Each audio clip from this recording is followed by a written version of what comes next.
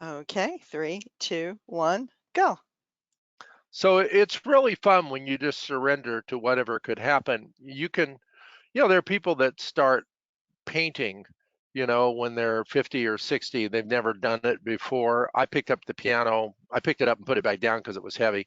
No, I started playing the piano about 20 years ago now, and I probably haven't progressed that much, but I can play. But I never took lessons and I never tried to learn it classically, although I wish I'd had that training when I was young.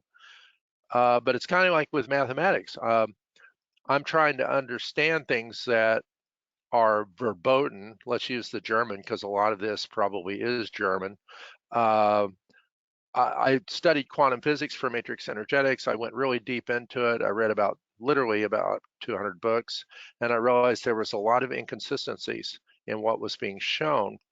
And now I'm starting to outright wonder, if the whole thing is not a false flag, if mathematics is not a false flag to cover up the real technology, which is Tesla and possibly alien.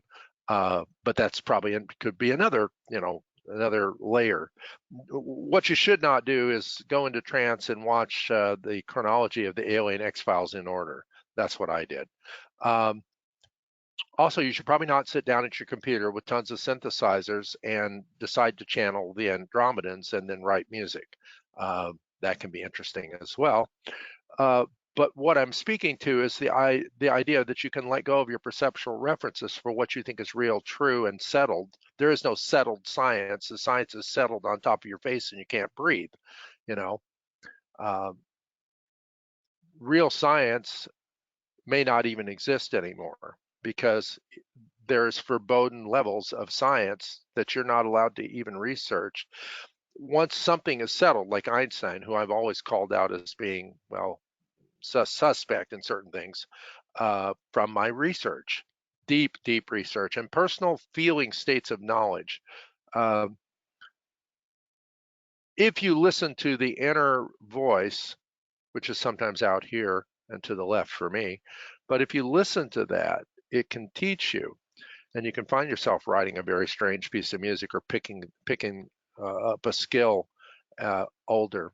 I was just reading Clint Eastwood statement about turning 91, and they asked him, "Well, what are you going to do next?" He goes, "Well, I'm going to go do another movie." And he looks pretty good, by the way.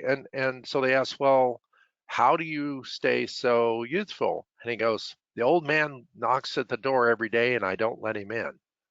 So don't let the old ideas in. Allow yourself to open to new possibilities and wonder what you could be if you weren't so concerned about what you think you are.